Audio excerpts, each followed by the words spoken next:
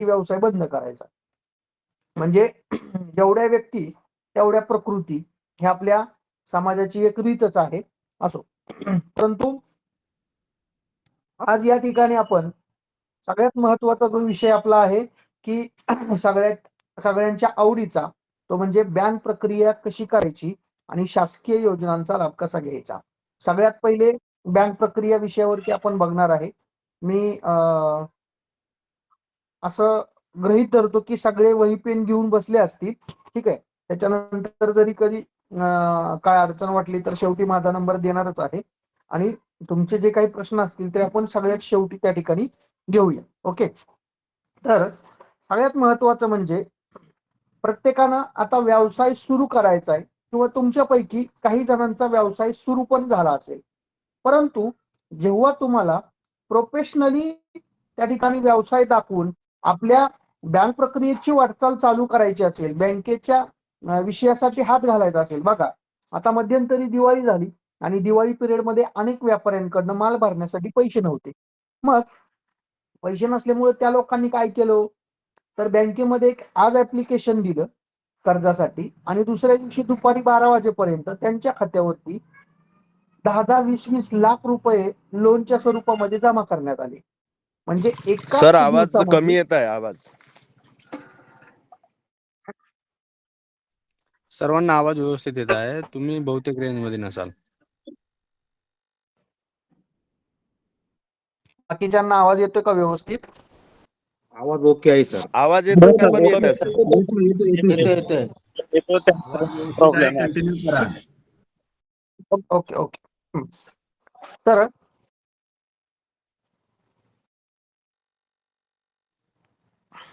बघा, या ठिकाणी व्यवसाय तर आपण होतो तर 10-10, 20-20 लाख रुपये लगेच त्यांच्या खात्यावरती जमा केले जातात. मग ना त्यांनी कुठला जामीनदार दिलेला असतो, ना कुठलं त्या ठिकाणी त्यांचं गहाण ठेवलेलं असतं किंवा तारण ठेवलेलं असतं. कारण बँक तारण आणि कारण या दोन गोष्टीशिवाय कर्ज देत नाही. मग त्या व्यक्तीला पैसे मिळू शकतात किंवा त्या व्यक्तींना कर्ज मिळू शकतं. मग आपल्याला का मिळू शकत नाही? बघा, अनेकांचं म्हणणं असतं काय उपयोग नाही, भरपूर प्रयत्न केले, बँक काय कर्ज देत नाही, मी जाऊन पण आलो. काही जण जाऊन पण आलेले नसतात तरी म्हणतात मी जाऊन आलो, मॅनेजरला भेटलो. काही जण भेटतात पण प्रामाणिकपणे, परंतु त्यांना त्या ठिकाणी लोन दिलं नाही. अशा अनेक गोष्टींचा सामना कदाचित तुमच्यापैकी पण काही जण करून बसले असतील. परंतु त्याचा प्रॉपर वे, कोणत्या मार्गाने त्या ठिकाणी गेलं पाहिजे, तो मार्ग या ठिकाणी आज आपण घालून देणार आहोत. सगळ्यात महत्वाचा विषय काय आहे, बँकांकडे पैसा भरपूर आहे, तो त्यांना द्यायचा पण आहे, परंतु तो पैसा की जो व्यक्ती त्यांच्या चौकटीमध्ये बसणार आहे. बरोबर आहे. आता नेमकं योग्य कस्टमरची चौकट ते आपण अगोदर बघणार आहोत. मग योग्य कस्टमरची चौकट लक्षात घ्या. आपल्याला सुरू करायचा आहे किंवा काही जणांनी व्यवसाय सुरू केला असेल तर सगळ्यात पहिलं काम करायचं की अगोदर आपल्या व्यवसायाला काहीतरी नाव द्यायचं. मग तुम्ही तुमचं नाव द्या, तुमच्या आईवडिलांचं नाव द्या, तुम्हाला तुमचं आडनाव द्या किंवा त्या ठिकाणी तुम्हाला कोणत्या देवाचं वगैरे नाव द्यायचं तर त्यांचं द्या. आपण एक एक्झाम्पल घेऊया. फॉर एक्झाम्पल, आता माझं आडनाव आहे उबाळे. ठीक आहे, तर मला गोट फार्म पण चालू करायचा आहे, पोल्ट्री फार्म पण चालू करायचा आहे. मग मी काय करेल, उबाळे गोट अँड पोल्ट्री फार्म अमुक अमुक ठिकाण. म्हणजे व्यवसायाला नाव देताना तुम्ही अशा पद्धतीने नाव देऊ शकता किंवा फॉर एक्झाम्पल शिंदे गोट पोल्ट्री अँड डेअरी फार्म किंवा जाधव गोट अँड पोल्ट्री फार्म किंवा राजेंद्र गोट फार्म. म्हणजे तुम्हाला ज्या पद्धतीनं नाव द्यायचंय त्या पद्धतीने तुम्ही नाव देऊ शकता. त्याची एक लिंक, एक त्याची आयडिया या ठिकाणी मी तुम्हाला सांगितलेली आहे की व्यवसायाला नाव कसं द्यायचं. ठीक आहे, सगळ्यात पहिलं व्यवसायाला आपल्या नाव द्या. आता व्यवसायाला नाव दिल्याच्या नंतर आपल्याला काय करायचंय, तर त्याच व्यवसायाच्या नावानं आपल्याला व्यवसायाचं रजिस्ट्रेशन करायचंय. तर रजिस्ट्रेशन करण्यासाठी कुठेही हेलपाटे मारायची गरज नाही. आपलं आधार कार्ड घ्यायचं, आपलं बँक पासबुक घ्यायचं, त्या ठिकाणी आपलं पॅन कार्ड सोबत ठेवायचं आणि तुम्ही तुमच्या गावातल्या किंवा जवळच्या आसपास आता सीएससी सेंटर सगळीकडेच झालेले आहे, ठीक आहे. तर जवळच्या सीएससी सेंटर मध्ये जायचं आणि त्याला हे व्यवसायाचं नाव त्या ठिकाणी सांगायचं आणि आपल्या व्यवसायाच्या नावानं उद्यम आधार सर्टिफिकेट काढून घ्यायचं. कोणतं काढायचं? उद्यम आधार सर्टिफिकेट. बघा, उद्यम आधारचं लायसन काढल्याच्या नंतर तर आपला हा व्यवसाय मोडतो सेवा उद्योगामध्ये, ठीक आहे. तर सेवा उद्योगामध्ये मोडत असल्यामुळे तुम्हाला या लायसनच्या व्यतिरिक्त दुसऱ्या कोणत्याही लायसनची आवश्यकता नाही, कारण भारत सरकारच्या सूक्ष्म व लघुउद्योग मंत्रालयाचं हे अधिकृत तुम्हाला लायसन झालं, जे 10 मिनिटांमध्ये तुम्हाला सर्टिफिकेट मिळतं. तुम्ही डायरेक्टली त्यांच्याशी कनेक्ट होऊन जाता. त्यामुळं हे लायसन काढल्याच्या नंतर इतर कोणतं लायसन काढायची तुम्हाला आवश्यकता नाही. आणि ज्यावेळेस तुमचं रजिस्ट्रेशन करायचं असेल तर त्या ठिकाणी एनआयसी कोड टाकावा लागतो. तर तो एनआयसी कोड नेमका कोणता टाकायचा त्याच्यासाठीची सॅम्पल कॉपी मुन्ना सर तुम्हाला ग्रुपवरती टाकतील, जेणेकरून त्याच्यावरचा एनआयसी कोड बघून तुम्हाला तुमच्या लायसन काढताना ते उपयोगाला येईल, ठीक आहे. तर सगळ्यात पहिले व्यवसायाला नाव दिलं. व्यवसायाला नाव देऊन आपण आपल्या त्या व्यवसायाचं रजिस्ट्रेशन कसं करायचं ते पाहिलं.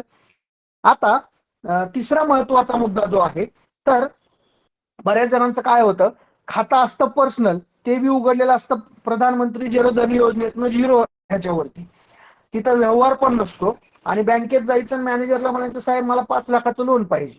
आपण घरातल्या लहान लेकराला 10 रुपये देताना त्या ठिकाणी विचार करतो, मग बँकेची रिस्पॉन्सिबिलिटी आहे मला दिलेला पैसा वसूल करायची, तर मग ते लाखो रुपये देताना पण विचार करणारच आहे. हा एक सर्वसामान्य प्रश्न आहे किंवा हा सर्वसामान्य विचारधारा लक्षात घ्या.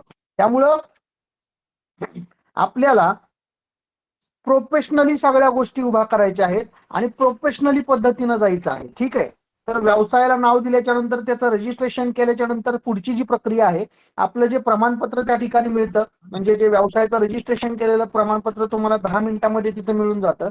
मग त्याच्यानंतर काय करायचं, तुमचं आधार कार्ड, तुमचं पॅन कार्ड, तुमचे 2 फोटो आणि तुम्ही काढलेलं व्यवसायाचं लायसन, ह्या सगळ्या गोष्टी घ्यायच्या आणि भविष्यामध्ये तुम्हाला ज्या बँकेतनं लोन करायचंय, ज्या बँकेतनं कर्ज घ्यायचंय, त्या बँकेमध्ये तुमच्या व्यवसायाच्या नावानं करंट खातं उघडायचंय.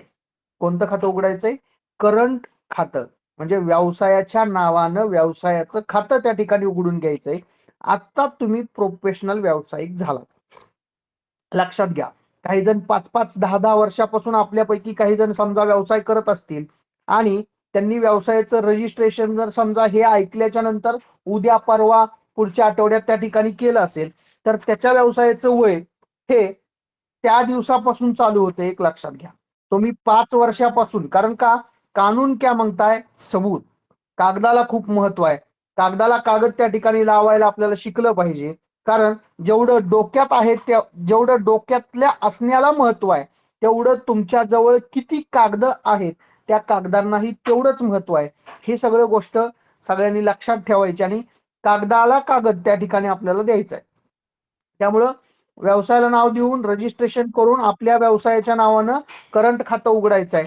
आता पुढचा जो महत्वाचा मुद्दा आहे, आता 3 मुद्दे आपण बघितले काय काय त्या ठिकाणी करायला पाहिजे. तर चौथा जो माझा मुद्दा आहे, तर त्या खात्यावरती बघा, पर्सनल खात्यावरती व्यवहार करून व्यवसायासाठी कर्ज मागायचं नाही, तर व्यवसायाच्या खात्यावर व्यवहार करून आपल्याला व्यवसायासाठी लोन मागायचं. तर व्यवहार का महत्वाचा आहे? समजा मी तुम्हाला 10,000 रुपये उसने मागितले तर द्याल का हो तुम्ही? तर देणार नाही. का? कारण तुमची आणि माझी ओळख नाही. लक्षात घ्या. मग बँकेला पण तुम्हाला लाखो रुपये द्यायचे, मग बँकेची तुमची काय असली पाहिजे? ओळख असली पाहिजे. जेव्हा मी असं म्हणतो त्यावेळेस अनेक जण म्हणतात सर ओळख पाहिजे ना. देतो ओळख. मग आपण काय करतो, तिथं वशिला लावायला जातो.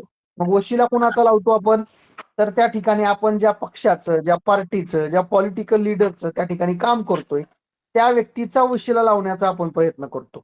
लक्षात घ्या, जो व्यक्ती ऑलरेडी तिथं त्यांनी कर्ज काढलेलं असतं आणि जे ते कर्ज माफ होईल वाट बघत बसलेले असतात, आपण त्यांचा वशिला लावण्याचा प्रयत्न करतो. बरं ठीक आहे, वशिला जरी लावला तर तुमचा जो मॅनेजर आहे ना, तो मॅनेजर फक्त तुमच्या ठिकाणी काम केलेलं नसतं हो त्यांनी, ते अनेक ठिकाणी काम करत करत तिथपर्यंत पोहोचलेले असतात. त्यामुळं आपल्यासारखे त्यांनी 500 लोकांचा अनुभव घेतलेला असतो. म्हणून कुणाला कसं बोलायचं आणि कुणाला काय उत्तर द्यायचं हे त्यांना चांगलं जमतं. म्हणून सगळ्यांनी गोष्ट लक्षात ठेवायची की त्या ठिकाणी स्वतःची सगळी प्रक्रिया स्वतः करायची. मग समजा तुम्ही त्यांना गेले, त्यांचा वशिला लावायचा प्रयत्न केला, त्यांना फोन लावून दिला, मग ते फोन घेतील, हा साहेब बोला साहेब, जी साहेब, ठीक आहे साहेब, करतो साहेब, फोन ठेवला, तुमचे हेलपाटे सुरू झाले. मग आज नाही उद्या ये, उद्या गेले की म्हणायचं आज ऑनलाईन बंद आहे, परवा गेले की म्हणायचं आज सर्व्हर डाऊन आहे, नंतर गेले की म्हणायचं तुझा हाच कागद कमी आहे. म्हणजे ते तुम्हाला कर्ज द्यायला नाही म्हणणार नाही, पण तुमचं कर्ज देणार नाही. म्हणजे नाही पण म्हणत नाहीत आणि त्या ठिकाणी कर्ज पण देत नाहीत. का? कर्ज घेणार आहे कोण? आपण. कर्ज फेडणार आहे कोण? आपण. त्याचं व्याज कोण भरणार आहे? आपण. त्याचा कुणाच्या उतार्यावरती बोजा चढणार आहे? आपल्याच. म्हणजे सगळ्या गोष्टी आपण करणार आहे. मग मध्यस्थी माणसाची गरज आहे का हो? अजिबात गरज नाही. आपण आपल्या सगळ्या गोष्टी त्या ठिकाणी करायच्या आहेत. म्हणून त्या ठिकाणी आपल्या त्या काढलेल्या व्यावसायिक खात्यावरची उलाढाल, म्हणजे त्या व्यावसायिक खात्यावरती तुम्ही जो व्यवहार करणार आहात त्या खात्यावरचा व्यवहार म्हणजे तुमच्या व्यवसायाची अनपेक्षितपणे ती उलाढाल असते. लक्षात घ्या. समजा तुमच्या खिशामध्ये आज 10,000 रुपये आहेत, तुम्हाला गरज 5,000 रुपयांची, तर उरलेले 5,000 रुपये खिशामध्ये राहून त्या ठिकाणी वाढणार आहेत का, किंवा कपाटामध्ये ठेवून वाढणार आहेत का? तर ते 5,000 रुपये घ्या आणि तुमच्या त्या करंट खात्यावरती टाकून द्या. जसे त्या ठिकाणी अधूनमधून पैसे येतील तसे त्याच्यावरती टाकायचे, गरज लागली की काढायचे. एखादा म्हटला सर इमर्जन्सी अडचण आली तर काय करू? इमर्जन्सी अडचण आल्यानंतर ही तुमच्याकडे ऑप्शन आहेत. आज गुगल पे आहे, फोन पे आहे, पेटीएम आहे, एटीएम आहे, सगळी टेक्नॉलॉजी आता आपल्याला सरकारनं त्या ठिकाणी करून दिलेली आहे. त्यामुळं खात्यावरचा पैसा इमर्जन्सीला काढायचा म्हटलं तरी त्या ठिकाणी तुम्हाला कुठल्याही पद्धतीचं टेन्शन नाही. त्यामुळं जसा जमल त्या पद्धतीनं खात्यावरती व्यवहार करणं गरजेचं आहे. कारण खात्यावर केलेला व्यवहार म्हणजे जशा तुमच्या तिथं ट्रान्झॅक्शन वाढतील तसं तुमचं बँकेमधलं एक स्टेटस, एक प्रोफाईल त्या ठिकाणी तयार होतं. तुम्हाला कोणाच्याही ओळखीची त्या ठिकाणी गरज लागणार नाही. कारण जेव्हा तुम्ही कर्जाचं ऍप्लिकेशन देता त्यावेळेस मॅनेजर तुमचा अकाउंट नंबर टाकून चेक करतो की बाबा हा व्यक्ती आमच्या बँकेमध्ये नुसतं खातं उघडून बसलेला आहे का आमच्या बँकेमध्ये तो व्यवहार पण करतोय, हे तुमचा अकाउंट नंबर टाकून चेक केलं जातं. लक्षात घ्या. कारण ते सुद्धा त्यांचा पैसा देताना जसा आपण आपला पैसा एखाद्या व्यक्तीला देताना विचार करतो की तो व्यक्तीचा व्यवहार चांगला आहे का, तो माझे दिलेले पैसे परत फेडू शकेल का, जसा आपण विचार करतो तसंच बँक सुद्धा बँकेचा पैसा त्या ठिकाणी कर्जाच्या स्वरूपामध्ये देताना विचार करत असते. ही गोष्ट सगळ्यांनी लक्षात ठेवायची. त्यामुळं लक्षात घ्या, व्यवसायाला नाव देऊन त्याचं रजिस्ट्रेशन करून त्याचं करंट खातं उघडून त्याच्यावरती आपल्याला व्यवहार करायचा. या 4 मुद्दे सगळ्यांनी व्यवस्थित नोट डाऊन त्या ठिकाणी केले तरी चालतील. आता 5वा महत्वाचा मुद्दा असा आहे की ITR. बघा, ITR या शब्दाविषयी अनेकांचा गैरसमज आहे. कोणता गैरसमज आहे? की ITR काढणं किंवा ITR भरणं म्हणजे त्या ठिकाणी शासनाला टॅक्स भरणं. तुमच्यापैकी काही जण ITR भरत बी असतील, ठीक आहे, भरत असतील, अतिशय चांगली गोष्ट आहे. जे भरत नसतील त्यांनी सुरुवात करा. 31 डिसेंबर पर्यंत काहीतरी आता या वर्षीची मुदत आहे. जे आत्ता ITR काढतील म्हणजे एका महिन्यात, ठीक आहे. तर ITR का महत्वाचं आहे? तर इन्कम टॅक्स रिटर्न हा त्याचा लॉंग फॉर्म आहे, परंतु इन्कम टॅक्स रिटर्न ह्या शब्दामध्ये एवढं सगळं काय गुंतलंय की अनेक लोकांना वाटतं की शासनाला खरंच टॅक्स भरावा लागतो. लक्षात घ्या, ITR रिटर्न म्हणजे काय असतं? तर तुमच्या खात्यावर तुम्ही ज्या काही व्यवहार केलेले असतात त्या व्यवहाराचं एक स्टेटमेंट काढून आधार कार्ड, पॅन कार्ड आणि ते बँकेचं स्टेटमेंट, ह्या सगळ्या गोष्टी घेऊन तुम्हाला तुमच्या जवळच्या CA कडे जायचं असतं आणि CA त्या ठिकाणी टॅक्स इंडियाच्या वेबसाईटवरती त्या सगळ्या गोष्टी अपलोड करून तुम्हाला त्याचं ITR सर्टिफिकेट काढून देतात. आता ITR सर्टिफिकेट का महत्वाचं आहे? बघा, तुमचं जर ITR असेल ना क्लिअर, तर बँकेत तुम्हाला जायची गरज नाही हो. काही बँकांचे तुम्हाला स्वतःहून फोन येतात, साहेब लोन पाहिजे का, आमच्याकडे लोनसाठी अशी अशी ऑफर आहे. मग तुम्ही जर होय म्हणले ना तर बँकेत बाकीची प्रक्रिया करायला जायची गरज नाही, त्यांचा माणूस तुमच्या घरी येतो. एवढी ताकद ह्या ITR मध्ये. बघा, मोठे मोठे जे उद्योजक, व्यापारी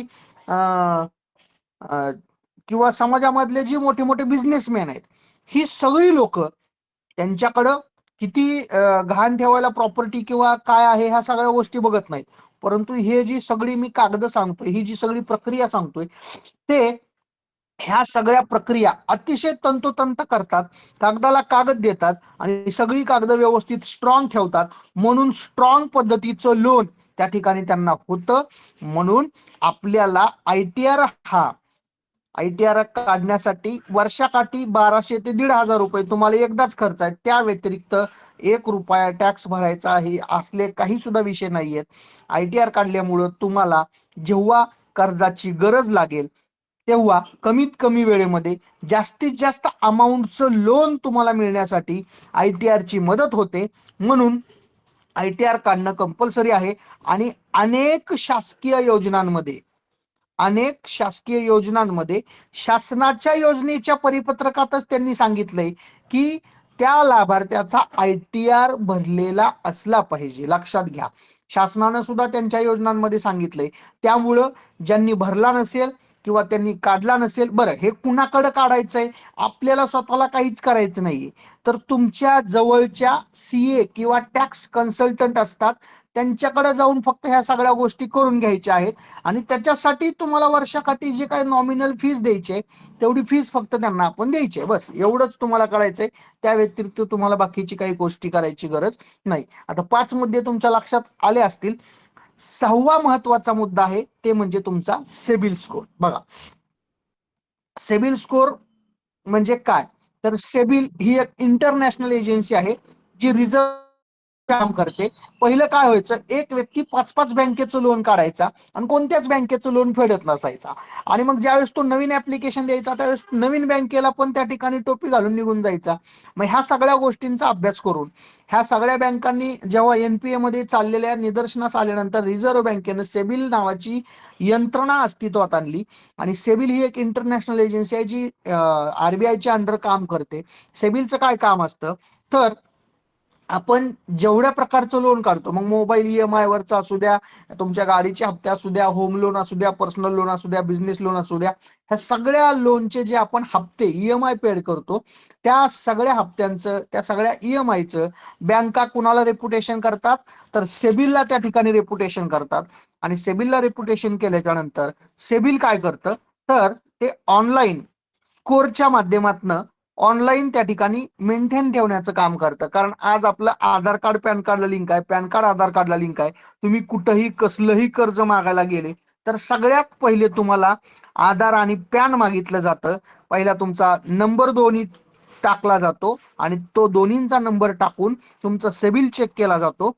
सेबिल व्यवस्थित असेल तर पुढची प्रक्रिया होते, अन्यथा पुढची प्रक्रिया होत नाही. ह्या गोष्टी तुम्ही लक्षात ठेवा.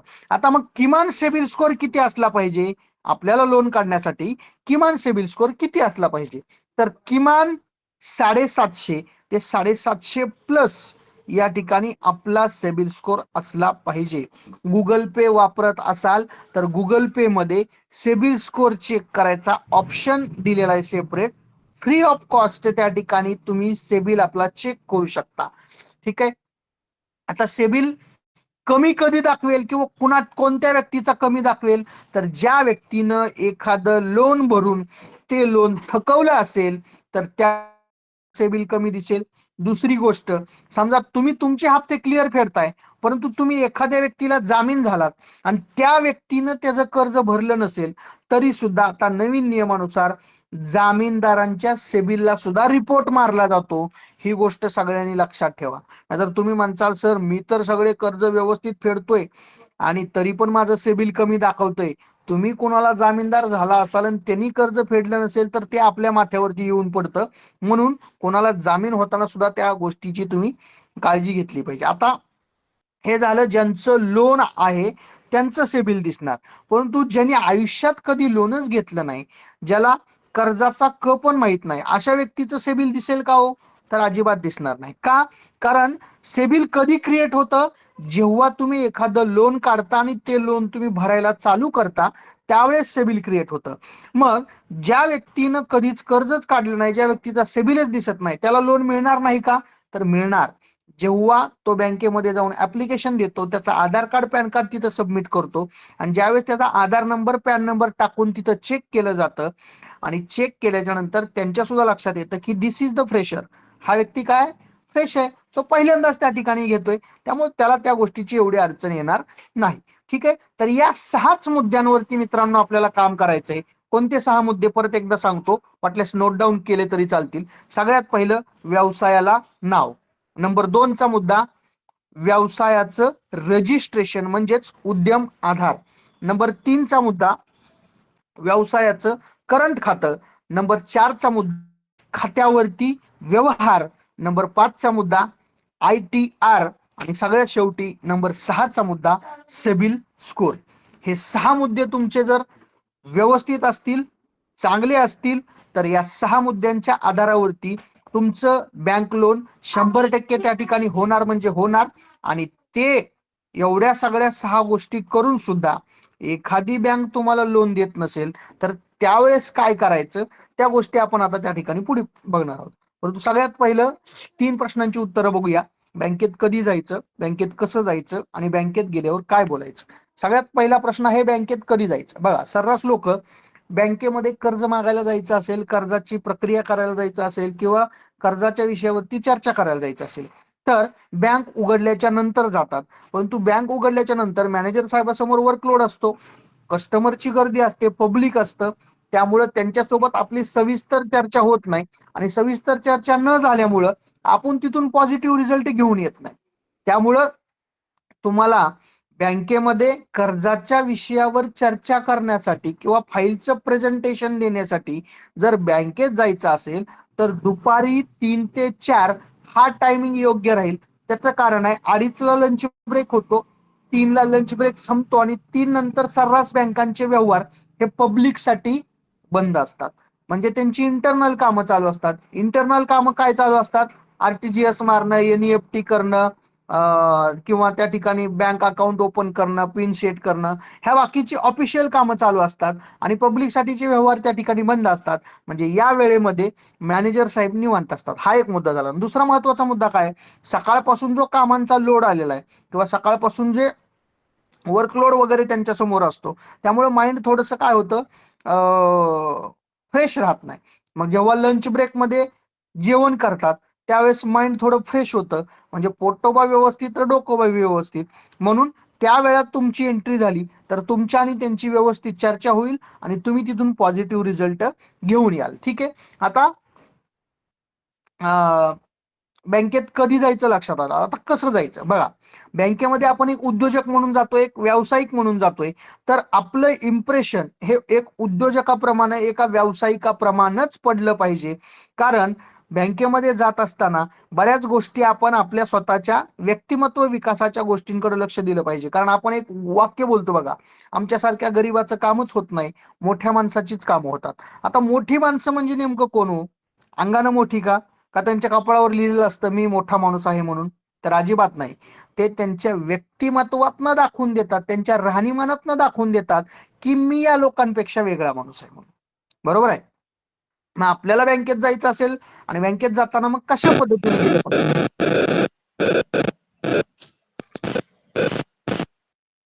तर त्या ठिकाणी बँकेत जात असताना केस वाढले असतील केस कापून घ्या, दाढी वाढली असेल दाढी करून घ्या. त्याच्यानंतर स्वच्छ धुतलेले कपडे असावेत, इस्त्री केलेले कपडे असावेत. ज्यांना शर्टिंग करायला आवडते ते शर्टिंग करू शकतात. दुसरी महत्वाची गोष्ट, बँकेत प्रवेश करताना कसल्याही पद्धतीचं धूम्रपान आपल्या तोंडामध्ये नसलं पाहिजे. ठीक आहे, ह्या सगळ्या गोष्टी आपण एक व्यावसायिक आहोत, आपण एक उद्योजक आहोत या पद्धतीचं इम्प्रेशन आपलं बँकेमध्ये पडणं गरजेचं आहे. हा एक मुद्दा झाला. आणि दुसरा महत्वाचा मुद्दा काय आहे तर फाईल कशी तयार करायची. बघा, आजपासून सगळ्यांनी एक गोष्ट लक्षात ठेवायची, कुठेही कसलाही प्रस्ताव दिला तर त्याची पोहोचपावती घ्यायला विसरायचं नाही. मग ते तुम्ही एखाद्या शासकीय योजनेचा प्रस्ताव असू द्या किंवा कुठं कसला अर्ज दिलेला असू द्या किंवा तुमच्या खाजगी कामाव्यतिरिक्त कामासाठी काही एखादा अर्ज दिलेला असू द्या, तर त्याची पोहोचपावती घ्यायला विसरायचं नाही. 2 प्रतीमध्ये कोणत्याही गोष्टी त्या ठिकाणी करायच्या, ओरिजिनल त्यांच्याकडे द्यायची आणि झेरॉक्स कॉपीवरती आपल्याकडे पोचपावती घ्यायची.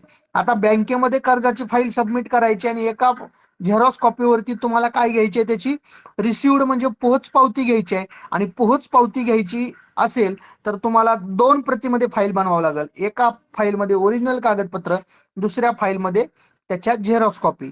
आता फाईलमध्ये कागद वगैरे कशी जमा करायची, कागद काय काय लागतात ते सगळ्यात शेवटी मी तुम्हाला सांगेल.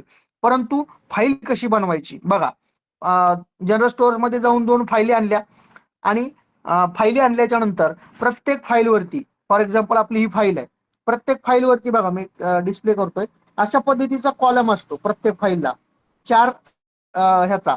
तर या कॉलम मध्ये लिहिलेलं असतं नेम, त्याच्यानंतर सांगितलं जातं ऍड्रेस, त्याच्यानंतर विचारतात सब्जेक्ट, ठीक आहे, त्याच्यानंतर इयर, अशा सगळ्या गोष्टी त्याच्यावरती दिल्या जातात. मग तुम्ही काय करायचे, तर तुमचं ज्या पेनाने चांगलं अक्षर येतं, फॉर एक्झाम्पल जेल पेन असेल किंवा मार्कर पेन असेल किंवा स्केच पेन असेल, त्या पेनाने काय करायचंय, तुम्ही तुमचा ज्या नावानं व्यवसाय रजिस्टर केलाय त्या व्यवसायाचं नाव लिहायचं, खाली प्रोप्रायटर तुमचं नाव लिहायचं, त्याच्यानंतर ऍड्रेस मध्ये त्या ठिकाणी लिहायचं तुमचा फार्मचा ऍड्रेस, त्यानंतर सब्जेक्ट मध्ये तुम्ही कोणत्या विषयासाठी कोणत्या योजनेतनं लोन करताय त्या प्रकरणाचं नाव, आणि खाली इयर मध्ये चालू आर्थिक वर्ष. ह्या सगळ्या गोष्टी त्याच्यावरती लिहून घ्यायच्या. त्याच्यानंतर फाईलमध्ये काय काय कागद जोडणार आहात त्या सगळ्या कागदपत्रांची जी लिस्ट आहे त्याची लिस्ट करून घ्यायची आणि तुमच्या जवळच्या टाईपरायटरकडे जाऊन त्या सगळ्या कागदपत्रांच्या कागदांची अनुक्रमानिका बनवायची. बघा, अनुक्रमानिका कधी पण वरच्या पानावरती असते आणि सगळी कागद नंतर त्याच्यानंतर असतात. तर अनुक्रमानिका कशी बनवायची, 3 कॉलम बनवायचे, अनुक्रमांक, कागदपत्राचे नाव आणि कागदपत्राचा क्रमांक, 3 कॉलम मध्ये करून घ्यायचं. आणि जो कागद तुम्ही ज्या नंबरला जोडणार, सगळी कागदांची लिस्ट लिहायची आणि त्याच्या पुढे जो कागद ज्या नंबरला आपण जोडतोय तो त्या ह्याचा नंबर तिथं काय करायचा, टाकून घ्यायचा. अशा पद्धतीने आपली अनुक्रमानिका तयार करायची आणि त्याच्यामध्ये जो कागद ज्या नंबरला सांगितलाय तो कागद त्या नंबरला त्या फाईलमध्ये लावून घ्यायचं, ठीक आहे. For example Aadhaar card 1 number, pan card 2 number, प्रशिक्षण प्रमाणपत्र 3 नंबर किंवा प्रोजेक्ट रिपोर्ट 4 नंबर, ही सगळी कागदाशी त्या नंबरला लावायची आणि त्याचा अनुक्रमांक पुढे टाकायचा. म्हणजे तीनच कॉलम मध्ये तुमची काय बनवून घ्यायची आहे, तर अनुक्रमानिका बनवून घ्यायची, ठीक आहे. अशा पद्धतीनं आपण आपला काय तयार करायचा आहे, फाईल त्या ठिकाणी तयार करून घ्यायचे आणि सोबत फाईल घेऊन बँकेमध्ये जायचं. आता गेल्यानंतर कसं बोलायचं बघा, उद्योजकांना 3 गोष्टी लक्षात ठेवायच्या, डोक्यावर बर्फ, तोंडात साखर आणि पायामध्ये भिंगरी. याचा अर्थ असा आहे की आपलं डोकं हे बर्फासारखं शांत असलं पाहिजे, तोंडात साखर म्हणजे तोंडानं साखरेसारखं गोड बोललं पाहिजे आणि पायात भिंगरी याचा अर्थ भिंगरीसारखं चपळ असलं पाहिजे. तर आता मग गेल्यानंतर काय करायचंय बघा, जे कामं पैसे देऊन होत नाहीत ती कामं गोड बोलण्यानं होतात. मग बँकेमध्ये गेल्याच्या नंतर तुम्ही बँकेचा दरवाजा वाजवला, साहेब आत येऊ का, ते काय म्हणणार आहेत का तुम्हाला, मला लई काम आहे जा बाहेर, आताच बोलवतील, बसायला खुर्ची देतील, खुर्चीवरती बसा, फाईल समोर ठेवा, साहेब नमस्कार, मी अमुक अमुक गावचा आहे, तुमच्या बँकेमध्ये माझं खातं आहे, खात्यावरती व्यवहार आहे, सिबिल स्कोर पण चांगला आहे, ITR त्या ठिकाणी क्लिअर आहे, माझ्या सगळ्या गोष्टी एकदम व्यवस्थित आहेत, त्यामुळं मी माझा छोटासा व्यवसाय पण सुरू केलेला आहे आणि छोटासा व्यवसाय सुरू केलेला आहे, आता त्याला काय करायचंय, मला मोठ्या स्वरूपामध्ये करायचं आहे आणि त्याच्यासाठी मी ही कर्जाची फाईल तयार केलेली आहे. ह्यातला कोणता कागद कमी असेल तर मला सांगा, तो कागद मी तुम्हाला उपलब्ध करून देतो. साहेब मला आता माझा व्यवसाय मोठा करण्यासाठी काय पाहिजे, तर तुमच्या बँकेचं लोन पाहिजे. साध्या सोप्या सरळ सुटसुटीत भाषेमध्ये आपल्या व्यवसायाचं किंवा आपल्या फाईलचं त्या ठिकाणी प्रेझेंटेशन द्यायचं, ठीक आहे. तुम्ही सगळ्या गोष्टी त्यांना बोलल्याच्या नंतर फाईल हातामध्ये घेतील. जशी फाईल हातामध्ये घेतील, फाईलच्या वरच्या कव्हर पेज वरती ज्या तुम्ही डिटेल्स सगळ्या दिलेल्या आहेत त्या दिलेल्या डिटेल्स बघून त्यांना पण चांगलं वाटेल का, कारण ह्या सगळ्या गोष्टी करा म्हणून मॅनेजरनं त्या कर्जदाराला सांगावं लागतं. कारण बरेच कर्जदार बँकेत जातात, साहेब मला लोन पाहिजे, मग साहेबांनी म्हणलं ठीक आहे बघूया आपण, कागदपत्र तरी द्या. तिथंच वरच्या खिशात नाही कागद काढायचा, खालच्या खिशात नाही कागद काढायचा, मागच्या खिशात नाही कागद काढायचा, अशी सवय अनेक लोकांना असते, बरोबर आहे.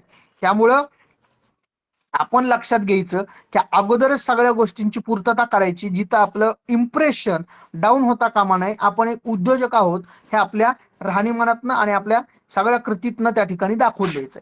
तर ह्या सगळ्या गोष्टी केल्याच्या नंतर मग ते फाईल हातामध्ये घेतल्यानंतर वरचं कव्हर पेज बघून त्यांना बरं वाटेल. जसंही पहिलं पान पलटतील आणि पहिल्याच पानावरती तुम्ही जोडलेल्या कागदपत्रांची म्हणजे कर्जाला लागणाऱ्या कागदपत्रांची अनुक्रमानिका बघून त्या ठिकाणी दुसऱ्या सेकंदाला त्यांच्या डोक्यात विचार आला पाहिजे की काय आला पाहिजे, आतापर्यंत इतक्या फायली मंजूर केल्या, आतापर्यंत इतक्या ठिकाणी नोकरी केली, पण कोणत्याही मायकाला कर्जाला लागणाऱ्या कागदांची अनुक्रमानिका जोडली नाही.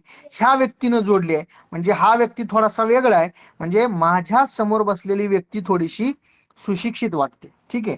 मग त्यातला एखादा कागद, आता असतातच कागद किती, 10 ते 11 प्रकारची. ठीक आहे. तर तो कागद, कोणता कागद किती नंबरला जोडलाय किंवा कोणत्या पाठोपाठ कोणता कागद जोडलाय, हे सगळं आपल्याला काय तोंडपाठ करायची गरज आहे का? अजिबात नाही. आपण सगळे हुशार माणसं आहोत. कोणता कागद कुठं जोडला हे एकदा दोनदा बघितलं की आपल्या परफेक्ट लक्षात राहतं. समजा त्या अनुक्रमानिका बघून त्यांनी एखादा कागद विचारला, बाबा याच्यामध्ये प्रशिक्षणाचं प्रमाणपत्र कुठं आहे, तुम्ही लगेच म्हटलं पाहिजे आयन साहेब 3 नंबर पानावरती बघा. त्यांनी विचारलं याच्यामध्ये जामीनदाराची कागदपत्र कुठं आहेत, तुम्ही लगेच म्हणलं पाहिजे आयन साहेब 6 नंबर पानावरती बघा. त्यांनी विचारलं याच्यामध्ये 7/12 अटक कुठं आहे, तुम्ही लगेच म्हणलं पाहिजे आयन साहेब 9 नंबर पानावरती बघा. म्हणजे साहेब सुद्धा विचार करतील, मी याला कागद विचारतोय, हा मला कशासहित सांगतोय, कागदपत्राच्या क्रमांकासहित सांगतोय. म्हणजे माझ्या समोर बसलेली व्यक्ती प्रशिक्षित आहे, सुशिक्षित आहे आणि आमच्या बँकेनं दिलेलं लोन फेडण्याची कुवत नक्कीच या बंद्यामध्ये आहे. पहिल्या परीक्षेत पास. आता इथपर्यंत सगळ्या गोष्टी केल्याच्या नंतर तुम्हाला 100% लोन मिळायलाच पाहिजे. बरं ठीक आहे, मी असंही म्हणतो एवढं सगळं केलंय, रामायण झालंय, तरीही तुम्हाला लोन दिलं नाही, मग काय करायचं? सगळ्यात महत्वाची गोष्ट आहे. तर डॉक्टर बाबासाहेब आंबेडकरांनी भारताचं संविधान लिहित असताना प्रत्येक सर्वसामान्य व्यक्तीला डोळ्यासमोर ठेवून आपलं संविधान लिहिलेलं आहे. तुम्ही बोलायचं, खायचं, फिरायचं किंवा जे म्हणतात ना अभिव्यक्ती स्वातंत्र्य, प्रत्येकाला अभिव्यक्ती स्वातंत्र्य, बरोबर आहे. इथपासून ते बाबासाहेबांनी प्रत्येक गोष्टीसाठी कायदा केलेला आहे. म्हणजे शासनाने नियुक्त केलेल्या कर्मचाऱ्यांनी त्यांचं दिलेलं काम, ठरवून दिलेलं काम वेळेत पूर्ण नाही केल्यानंतर त्यांच्यावरती काय कारवाई करणार, म्हणजे इतक्या सगळ्या गोष्टी त्या संविधानामध्ये दिलेल्या आहेत. त्यामुळं आपण कमीत कमी आपले मूलभूत अधिकार तरी आपल्याला माहिती असले पाहिजे, ते तोंडपाठ असले पाहिजे, ही गोष्ट लक्षात ठेवा. ठीक आहे. तर मग एखादं काम आपलं वेळेत पूर्ण होत नसेल तर त्या ठिकाणी काय करायचं बघा. एखाद्या शासकीय ऑफिसला तुम्ही जर थोडासा गोंधळ घालायचा प्रयत्न केला, तुम्ही रागाने की बाबा माझं काम होत नाहीये म्हणून, तर तिथं तुमच्यावरती 353 दाखल होतं. काय तर शासकीय कामात अडथळा. म्हणजे त्यांच्यासाठी ती सिक्युरिटी झाली, मग आपल्यासाठी पण काहीतरी असेल, बरोबर आहे. तर मग काय करायचंय बघा. समजा तुम्ही इतकी सगळी प्रक्रिया केलेली आहे, म्हणजे काय, जे रिझर्व्ह बँकेची बेसिक नियमावली आहे देण्यासाठी, म्हणजे मागाशीचे जे मी 6 मुद्दे सांगितले, तर त्या 6 मुद्दे क्लिअर आहेत. त्याच्यानंतर तुमची फाईल सगळी व्यवस्थित आहे, बाकीचं रेकॉर्ड सगळं क्लिअर आहे. एवढं सगळं गोष्टी असताना सुद्धा तुम्हाला लोन दिलं नाहीये गेलं, तर हे जेव्हा तुमच्या लक्षात येईल त्यावेळेस काय करायचंय, हे लगेचच हा फॉर्म्युला पहिल्या प्रयत्नात वापरायचा नाही. नाहीतर आता शिकचाल आणि उद्या लगेच बँकेत जाऊन म्हणचाल साहेबाला, साहेब लोन देता का नाही सांगा, नाहीतर काय करायचं मी कालच ट्रेनिंग मध्ये शिकलोय, तुमचा कार्यक्रमच लावतो. असं करायचं नाही, लक्षात घ्या.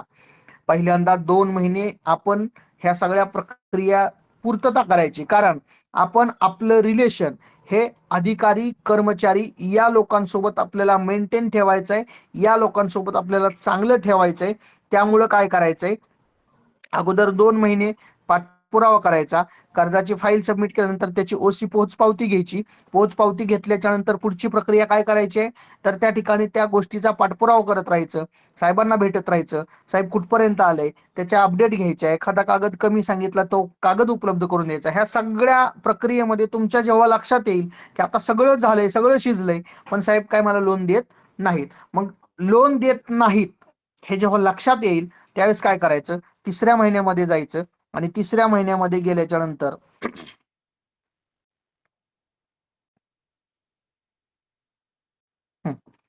तिसऱ्या महिन्यामध्ये गेल्याच्या नंतर काय करायचंय, त्या ठिकाणी साहेब नमस्कार, 2 महिने झालं तुमच्याकडे मी फाईल दिलेली आहे, 2 महिन्यांपासून पाठपुरावा करतोय.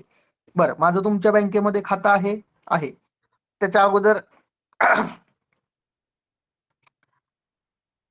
2 महिन्यांपासून पाठपुरावा करतोय, सगळ्या गोष्टी माझ्या आहेत, तुम्ही मला तरी लोन द्यायला टाळाटाळ करताय. कशामुळं? बरं, खातं आहे, खात्यावरती व्यवहार आहे, सिबिल स्कोर चांगला आहे, ITR क्लिअर आहे, त्याच्यानंतर म्हणजे रिझर्व्ह बँकेची जी बेसिक नियमावली आहे त्या सगळ्या गोष्टी माझ्या क्लिअर आहेत, तरीही तुम्ही मला कर्ज द्यायला टाळाटाळ करताय. ठीक आहे, करा, तो तुमचा प्रश्न आहे, परंतु टाळाटाळ करण्याचं जे काही कारण असेल ते कारण मला आज कसं पाहिजे? लिखित स्वरूपामध्ये पाहिजे. तुम्ही लेखी मागितल्यानंतर एखाद्या अधिकाऱ्याला भरपूर राग येतो, लक्षात घ्या. का? तिथं त्यांच्या समोर 2च ऑप्शन असणार आहेत. तुम्ही लेखी कधी मागता? जेव्हा तुमच्या सगळ्या गोष्टी क्लिअर असतील तरच. जर तुमच्या सगळ्या गोष्टी क्लिअर नसतील तर तुम्ही लेखी मागून पण तुम्हाला उपयोग होणार नाही. म्हणूनच मी म्हणतोय, अगोदर आपला सगळा बेस व्यवस्थित करायचा, सगळ्या गोष्टी क्लिअर करायच्या आणि मगच या सगळ्या गोष्टींना सामोरं जायचं. ठीक आहे, तर त्यावेळेस तुम्ही काय केलंय? साहेब मला काय करायला?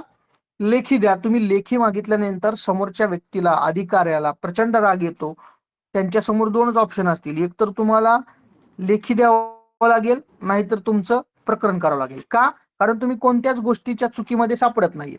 ठीक आहे, तुमच्या दोन्ही गोष्टी कशा आहेत? एकदम क्लिअर आहेत. त्यामुळं समजा लेखी दिलं, सॉरी, तुमचं लोन दिलं तर पुढची गोष्ट करायची गरज नाही. आणि समजा लोनही नाही देत म्हणले आणि तुला लेखी देत नाही, एखादा काय म्हणतो, नाही ठीक आहे लेखी मागितलं आणि तुला लेखी पण देत नाही, तुझं लोनही करत नाही, जाय काय करायचं ते. बरोबर आहे. मग अशा वेळेस काय करायचंय? तर अशा वेळेस तुमचा जो अधिकार दिलेला आहे तो अधिकार वापरायचा. मग काय करायचं? तर लक्षात घ्या, आपल्या जिल्ह्यामध्ये जेवढ्या नॅशनलाइज बँका काम करतात त्या सगळ्या नॅशनलाइज बँकांचा जिल्ह्याचा एक बॉस असतो, त्याचं नाव आहे झोनल ऑफिसर किंवा त्याला लीड मॅनेजर असंही म्हणतात. त्या लीड मॅनेजरकडे आपल्याला रितसर तक्रार देता येईल. आता मी असं म्हणेल, समजा त्या लीड मॅनेजरचं आणि त्या मॅनेजर साहेबांचं समजा कनेक्शन आहे, तर त्याच्यावरती एक कुणाला तरी तक्रार दिलेली तुमच्यासाठी फायद्याची ठरेल. मग कुणाकडे द्यायचे? ज्या पद्धतीनं केंद्र सरकारनं प्रत्येक राज्याच्या मंत्रिमंडळावर नियंत्रण ठेवण्यासाठी राज्य सरकारची नेमणूक केलेली आहे, त्याच पद्धतीनं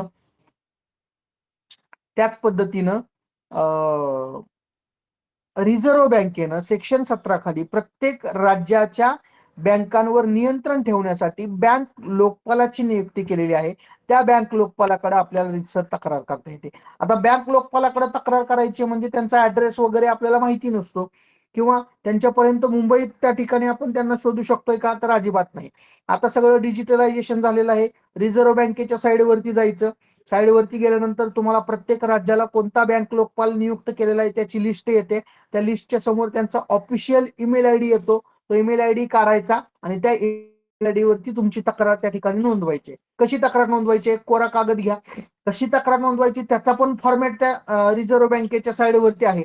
समजा ते तुमच्या लक्षात येत नाहीये, आपल्या पद्धतीने आपली तक्रार नोंदवायची आहे. एक कोरा कागद घ्यायचा A4 साईजचा आणि त्या कोरा कागदावरती तुमचा अर्ज तयार करायचा. आता अर्ज कसा तयार करायचा आहे? प्रति माननीय झोनल ऑफिसर, जिल्हा लीड बँक, तुमच्या जिल्ह्याचं नाव, विषय अमुक अमुक बँकेतनं कर्ज न मिळाले बाबत, अर्जदार तुमचं संपूर्ण नाव, महोदय विरल विषयास अनुसरून विनंती अर्ज करतो की मी अमुक अमुक बँकेचा एवढ्या एवढ्या दिवसापासूनचा ग्राहक असून माझा खाते क्रमांक अमुक अमुक आहे, सदरील बँकेमध्ये माझं खातं आहे, खात्यावरती व्यवहार आहे, सिबिल स्कोर चांगला आहे, ITR क्लिअर आहे, त्यामुळं या बँकेमध्ये या व्यवसायासाठी एवढ्या एवढ्या रुपयाचं लोन देऊन एवढे एवढे दिवस उलटून सुद्धा सदरील बँक मला कर्ज देण्यास टाळाटाळ करीत आहे. खाली कळावे आपली सही करायची, आपला मोबाईल नंबर लिहायचा आणि उजव्या कोपऱ्यामध्ये त्या ठिकाणी काय करायचंय? उजव्या कोपऱ्यात सही झाली, इकडं डाव्या कोपऱ्यात म्हणजे या साईडला आपण काय करतो, तीच प्रत तुम्हाला दुसऱ्या कुणाला तरी द्यायची असेल, तोच अर्ज तुम्हाला वरती दुसऱ्या कुणाला तरी द्यायचा असेल तर आपण तिथं प्रत रवाना लिहितो. तर मग तिथं काय करायचं?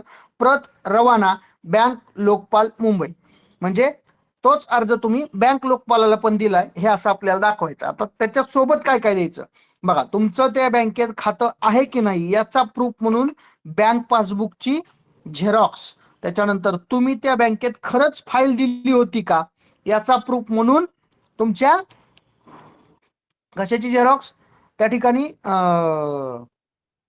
काय म्हणायचं त्याला, रिसिव्ड पोच पावतीची झेरॉक्स, म्हणजे पोच पावती तुमची इथं कामाला आली.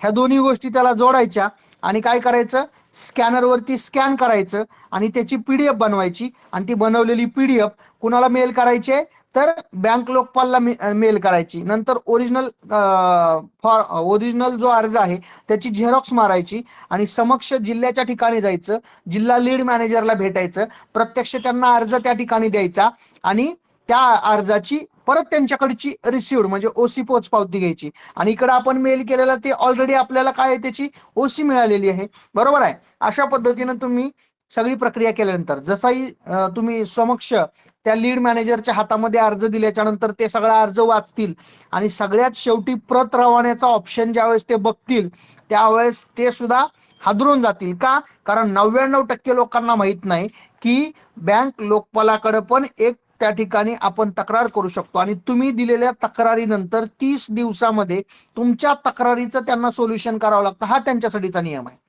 मग जेव्हा लीड मॅनेजर त्या सगळ्या गोष्टी वाचतील त्यावेळेस तेच विचार करतील की बँक लोकपालाने ह्याच्यामध्ये लक्ष घालायच्या अगोदर मीच माझ्या लेवलला हा विषय त्या ठिकाणी मिटवून टाकतो. आणि सगळ्यात महत्वाची गोष्ट तुम्हाला तिथून 8 दिवसात, मी छातीवरती हात ठेवून सांगतो, एवढी प्रक्रिया केल्यावर 8 दिवसात, तिथून 8 ते 10 दिवसात तुम्हाला बोलावून घेऊन चहा पाजून कर्ज दिलं पाहिजे.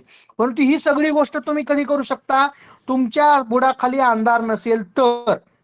आपल्याच बुडाखाली अंधार असेल तर आपण समोरच्याच्या विरोधात कितीही तक्रारी दिल्या तर त्याचा काही उपयोग होत नाही. त्यामुळं बँक प्रक्रियेसाठी ह्या सगळ्या गोष्टी महत्वाच्या आहेत. ह्या सगळ्या गोष्टी तुम्ही लक्षात ठेवल्या पाहिजे. आता तुम्हाला शेळीपालन, कुक्कुटपालन, दुग्ध व्यवसाय या तिन्ही व्यवसायासाठी कोणकोणत्या बँका कर्ज देऊ शकतात, बँक प्रक्रिया लक्षात आली म्हणजे कर्ज घेण्यासाठी काय काय करायचं आणि नाही दिल्यानंतर काय करायचं, ह्या दोन्ही गोष्टी मी तुम्हाला सांगितलेल्या आहेत. आता मी तुम्हाला सांगतोय की कोणकोणत्या बँका तुम्हाला कर्ज देऊ शकतात. पहिली बँक आहे नॅशनलाइज बँक. ठीक आहे. 99% शासकीय योजनेची प्रकरणं ही नॅशनलाइज बँकांमधनं होतात. त्यामुळे नॅशनलाइज बँकांना प्राधान्य दिलेलं प्रथम क्रमांकानं प्राधान्य दिलेलं हे तुमच्यासाठी बेटर राहील असं माझं वैयक्तिक मत आहे. त्यामुळं नॅशनलाइज बँका मग नेमका कोणत्या कोणत्या आहेत, बँक ऑफ महाराष्ट्र आहे, बँक ऑफ इंडिया आहे, SBI आहे, सेंट्रल बँक ऑफ इंडिया आहे, विदर्भ कोकण ग्रामीण बँक, त्यालाच महाराष्ट्र ग्रामीण बँक असंही म्हणतात. ह्या सगळ्या प्रकारच्या बँका नॅशनलाइज बँकेमध्ये मोडतात. दुसरा ऑप्शन तुमच्या समोर आहे इंटरनॅशनल बँका. तर इंटरनॅशनल बँकामध्ये IDFC आहे, HDFC आहे, ऍक्सिस आहे, इंडसलँड आहे, देना बँक आहे, पंजाब नॅशनल बँक आहे. ह्या सगळ्या अशा अनेक प्रकारच्या इंटरनॅशनल बँका ह्या इंटरनॅशनल बँकेमध्ये मोडतात. तिसरा ऑप्शन तुमच्या समोर आहे कोऑपरेटिव्ह बँक, म्हणजे त्याला मराठीत म्हणतात सहकारी बँक. तर कोऑपरेटिव्ह बँका म्हणजे कोणत्या, जिल्हा मध्यवर्ती बँक, त्याचबरोबर अनेक नावानं असतात बघा, लोकमंगल नागरी सहकारी बँक, वारणा नागरी सहकारी बँक, अजंठा नागरी सहकारी बँक, सांगली जनता नागरी सहकारी बँक, म्हणजे अशा नावानं ज्या काही खाजगी स्वरूपातल्या बँका आहेत ते कोऑपरेटिव्ह बँका, सगळ्या प्रकारच्या कोऑपरेटिव्ह बँका, सहकारी पतसंस्था, मल्टीस्टेट सोसायट्या ह्या सगळ्या कोऑपरेटिव्ह मध्ये मोडतात. आणि या तीनही बँकांना तारण आणि कारण ह्या दोन गोष्टी महत्वाच्या आहेत. आता कारण झालं तुमचं शेळीपालन किंवा कुक्कुटपालनाचं, परंतु तुम्ही त्याच्यासाठी तारण म्हणून काय ठेवताय आणि ठेवलेल्या तारणाचं व्हॅल्युएशन किती निघतं त्याच्यावरती डिपेंड करतं की तुम्हाला कर्ज किती मिळणार आहे. ह्या सगळ्या गोष्टी तुम्ही लक्षात ठेवायच्या. ठीक आहे. आणि तीनही बँकांचा व्याजदर वेगवेगळा आहे. नॅशनलाइजचा कमी आहे, इंटरनॅशनलचा थोडासा जास्त आहे, कोऑपरेटिव्हचा त्याच्यापेक्षा थोडासा जास्त आहे. तीनही बँकांचा व्याजदर हा एकमेकांपेक्षा वेगळा आहे. पहिली गोष्ट. दुसरी महत्वाची गोष्ट काय आहे तर तुम्हाला कर्जाची फाईल सबमिट केल्यानंतर तिथून कमीत कमी 2 महिने कमीत कमी 1 महिना ते जास्तीत जास्त 2 महिन्यामध्ये तुमची फाईल त्या ठिकाणी झालीच पाहिजे. अशा पद्धतीनं हे बँकेचं कामकाज त्या ठिकाणी चालतं आणि तिन्ही प्रकारच्या बँकांमधनं तुम्ही तुमचं व्यावसायिक लोन त्या ठिकाणी काढू शकताय. परंतु मी मगाशी सांगितलं जर म्हणजे ज्या काही योजना आहेत राज्य सरकार आणि केंद्र सरकार ह्या योजनांचा तुम्हाला कर्जाच्या स्वरूपातला लाभ घ्यायचा असेल तर मग मात्र नॅशनलाइज बँकांना प्राधान्य द्या. ठीक आहे. आता ह्या 3 बँकांना तारण कारण लागतंय. आता मार्केटला अशा काही बँका आहेत की जी बँक तुम्हाला कसलंही तारण न ठेवता कोणत्याही जामीनदाराशिवाय म्हणजे विना सिक्युरिटी विना जामीनदार कर्ज देते. अशी कोणती बँक आहे तर नंबर 4 मायक्रो फायनान्स बँक. जी मायक्रो फायनान्स बँक तुम्हाला कोणत्याही तारणाशिवाय कर्ज देते, पण कशावरती? तुमच्या डॉक्युमेंटवरती. डॉक्युमेंट सगळे व्यवस्थित असतील तर फक्त डॉक्युमेंटच्या आधारावरती तुम्हाला कर्ज दिलं जातं.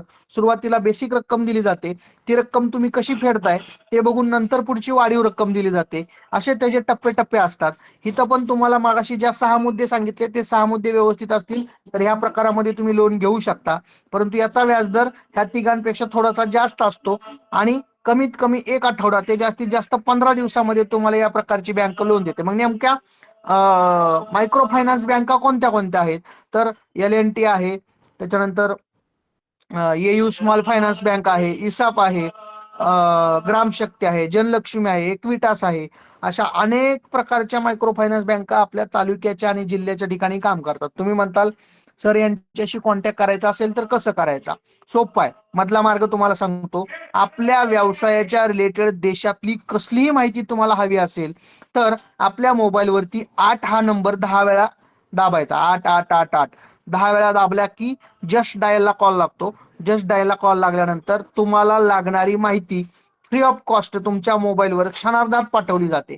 म्हणजे समजा तुम्ही फोन लावला, सर मला माझ्या तालुक्यातल्या किंवा माझ्या जिल्ह्यातल्या मायक्रो फायनान्स बँकेचे नंबर पाहिजे, तुम्हाला नंबर, पत्ता, नाव सगळंच पाठवलं जातं.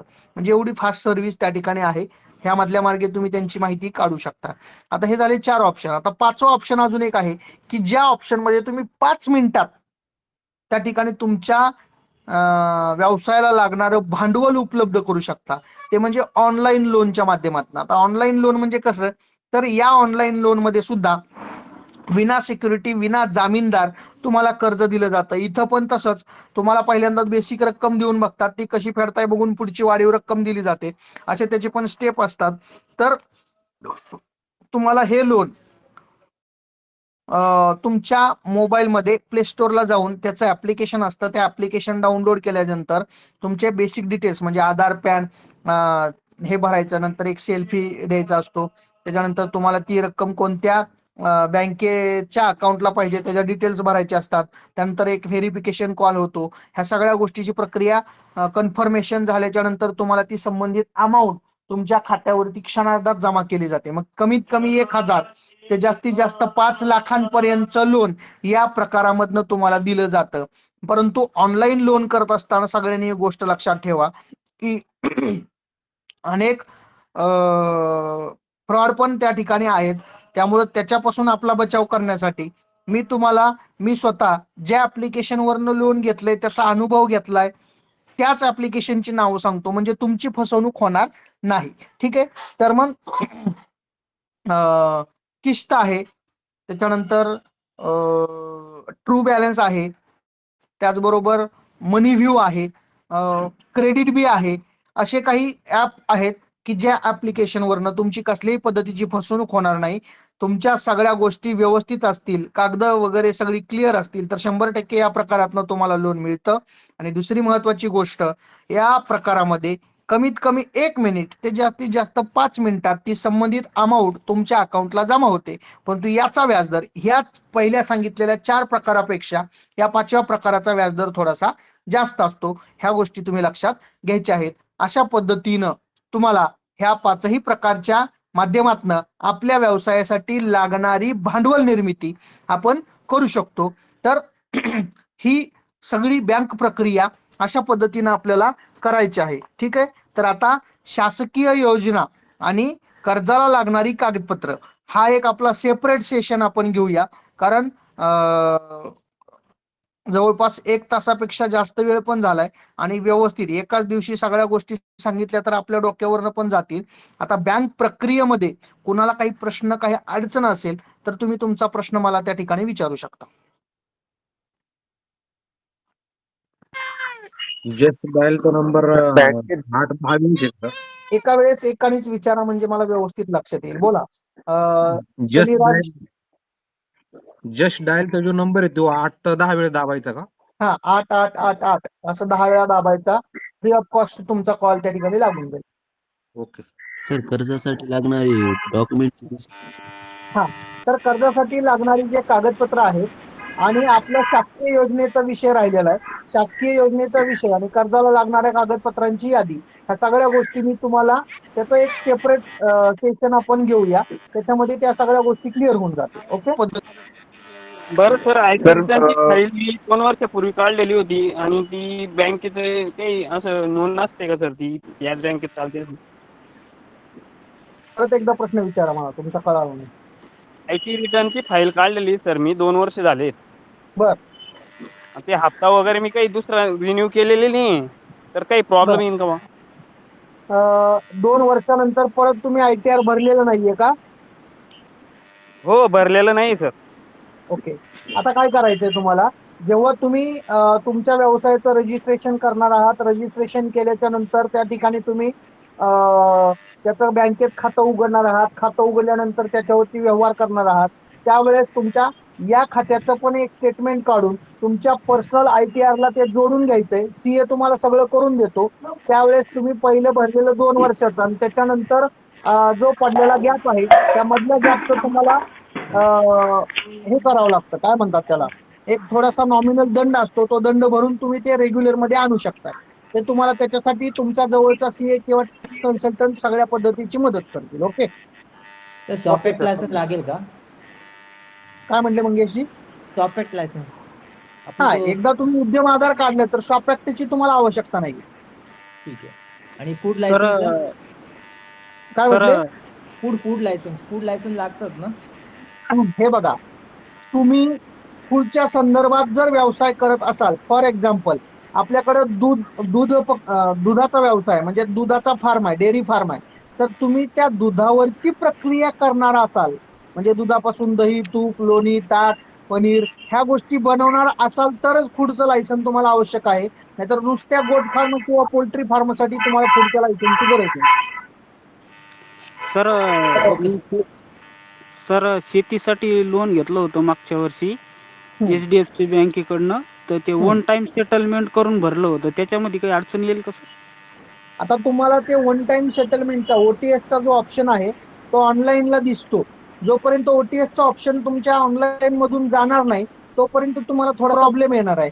कारण पुढची बँक म्हणते तुम्ही त्या बँकेला म्हणजे आता वन टाइम सेटलमेंट म्हणजे आपण एक मधला मार्ग काढून ते अमाऊंट भरतो, बरोबर आहे. म्हणजे बरोबर. पुढची बँक तुम्हाला लोन देताना त्यावेळेस विचार करते की बाबा ह्यांनी त्या बँकेसोबत OTS केले, मग कशावर आपल्या बरोबर करणार नाहीत. त्यामुळे OTS चा जो डाग आहे तो थोडासा निघावा लागेल.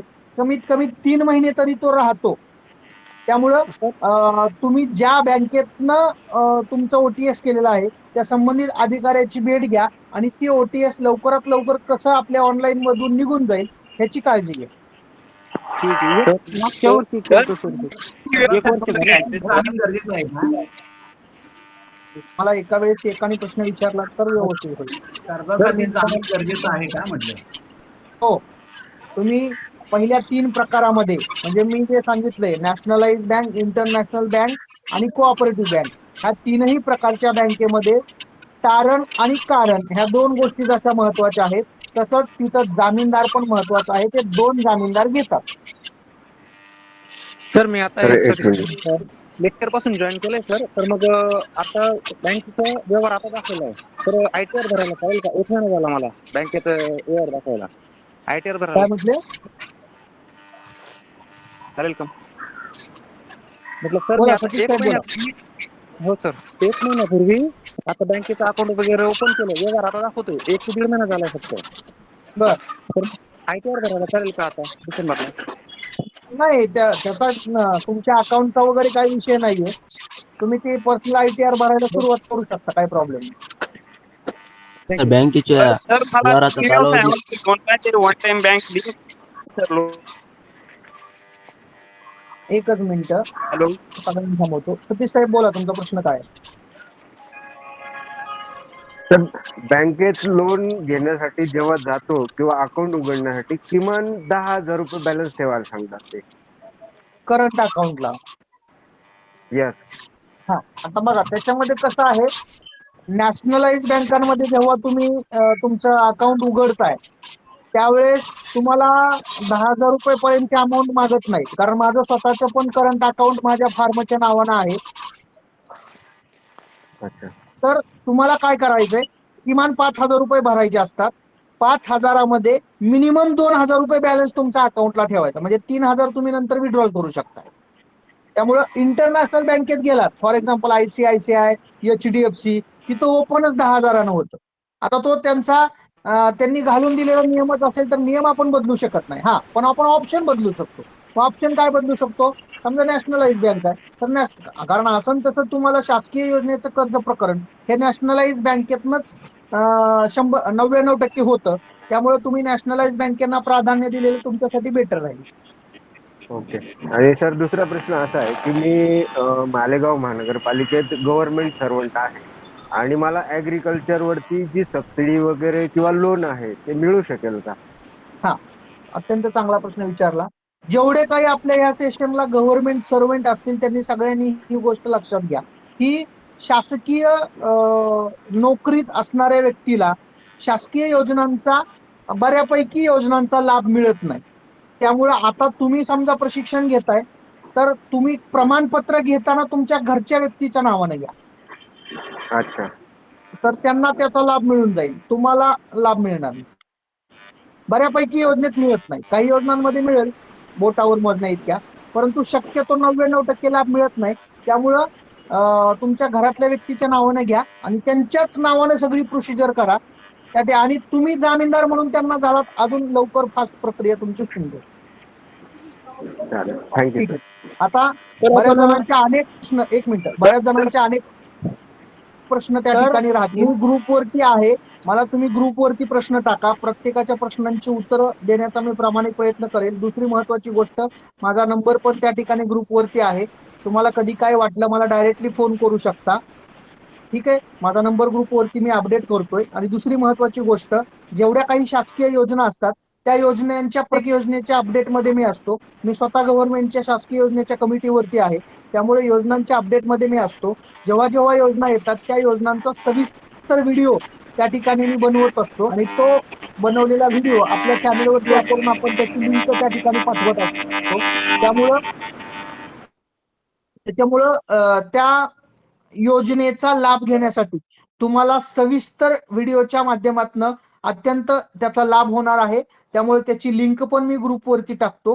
ग्रुपवरती लिंक टाकल्याच्या नंतर ते ओपन करा, त्या ठिकाणी त्या आपल्या चॅनेलला सबस्क्राईब करून घ्या, म्हणजे पुढच्या अपडेट तुम्हाला ऑटोमॅटिकली तुमच्या मोबाईलवरती तुमच्या युट्यूबच्या माध्यमातून पोहोचत राहतील. ठीक आहे, तर आता सगळ्यांनी लेफ्ट झालं तरी चालेल. मी सगळ्या ज्या काही बाकीच्या डिटेल्स आहेत त्या आपल्या ग्रुपवरती टाकून देतो. एक प्रश्न होता. माझा एक प्रश्न आहे सर, ट्रान्झॅक्शनच्या बाबतीत सांगा ना. ट्रान्झॅक्शनच्या बाबतीत काय? म्हणजे आपल्याला कर्ज समजा जेव्हा अर्ज करायचा असतो तेव्हा 6 महिन्याचं ट्रान्झॅक्शन झालेलं असावं का? हा, मिनिमम 6 महिन्याचा कस्टमर तरी पाहिजे ना. तुम्ही खातं वगैरे काढल्याच्या नंतर एक तर एक प्रश्न असा 5-6 होता. महिने तरी तुम्हाला व्यवहार वगैरे सगळ्या गोष्टी दाखवून मग त्या प्रोसिजरला लागावं लागेल. चालेल, एक प्रश्न होता. मी पीक कर्ज काढलेलं आहे. पीक कर्ज काढलेलं आहे, नवीन मध्ये काढलेलं आहे 2023 मध्ये. आणि ते कर्ज चालू असताना मला योजनेचा लाभ मिळू शकतो का? एकाच उतार्यावरती 2 वेळा बोजा चढणार नाही, लक्षात घ्या. तुम्हाला त्याच्यासाठी तुम्हाला सेपरेट एकतरी उतारा द्यावा लागेल, नाहीतर एने प्लॉट द्यावा लागेल. हा, आणि तुम्ही काढलेलं पीक कर्जामध्ये तुम्ही रेग्युलर मध्ये असाल तर तुम्हाला नवीन कर्जाला अडचण येणार नाही. रेग्युलर कंटिन्यू रेग्युलर आहे. काय अडचण नाही. चालतंय सर, प्रश्नोत्तर उद्या घेऊया परत आणखी. मित्रांनो, एक काम करा, आता तासापेक्षा जास्त झालेला आहे. उद्याच्या माईक बंद करून घ्या. आदिनाथ भाऊ, ज्यांनी प्रश्न विचारले त्यांनी माईक बंद करून घ्या. सतीश सर, एक विचारायचं होतं. करा सर्वांनी. 2 मिनिट समज, आपल्याला बाजार नाही करायचा. व्यवस्थित सिस्टमॅटिक सगळ्या गोष्टी ठेवा. मी काय म्हणतो ऐका, प्रश्नोत्तरे तुमचे आजचे आणि उद्याचे आणखी काही भरपूर असतील तर ती उबाळे साहेब परत घेतील. आता उद्या सर्व शासकीय योजना, त्या योजनांची माहिती, पात्रता, अर्ज, वेबसाईट सगळं उद्या सांगतील. आणि ते लेक्चर झाल्याच्या नंतर स्पेशल मी उबाळे साहेबांचे प्रश्नोत्तराचा क्लास परत. अहो मी सांग, थोडा वेळ थांबा, मला बोलू द्या ना सगळं आधी. पुढचे प्रश्न आधीच मी सांगलो परभणीच्या पुढचं तर डायरेक्ट गावालाच का सांगतो रस्ता ऐका. उद्याची वेळ थोड्या वेळात उबाळे साहेबाला विचारून कळवण्यात येईल. प्रश्नोत्तरासाठी स्पेशल क्लास घेण्यात येईल. बँकेचे कर्ज प्रकरणाच्या सतीच्या अडचणी ज्या आहेत त्या लिहून ठेवा. उद्या तुम्हाला त्या सगळ्याची शंका समाधान केलं जाईल. उबाळे साहेबांचं आणि सर माझ्या ग्रुपवरती नंबर पण आहे, जरी कोणाला काय अडचण वाटली तर डायरेक्टली फोन पण करू शकतात, काय अडचण नाही. नाही पण सर ऐका ना, आधी हे 2 लेक्चर होऊ द्या, नाही तर हो. सगळे प्रश्न फोनवर विचारले जातील. बरोबर आहे. फोन करून सर मला फोनवर मला फोनवर सांगितल्याच्या नंतर तू उत्पादन पण फोनवरच घेणार का? खरंय. असं होऊ शकतं. आधी समजून घेऊ क्लासमध्ये आणि नंतर मग हे बघा उबाळे साहेब 24/7 तुमच्यासाठी आहेत. बँक उद्या जरी तुम्हाला उबाळे साहेब तुम्हाला त्याची प्रोसेस समजून घ्या सगळ्या गोष्टीची, नंतर प्रश्नोत्तरे घेऊया आपण. ठीक आहे. धन्यवाद उबाळे साहेब.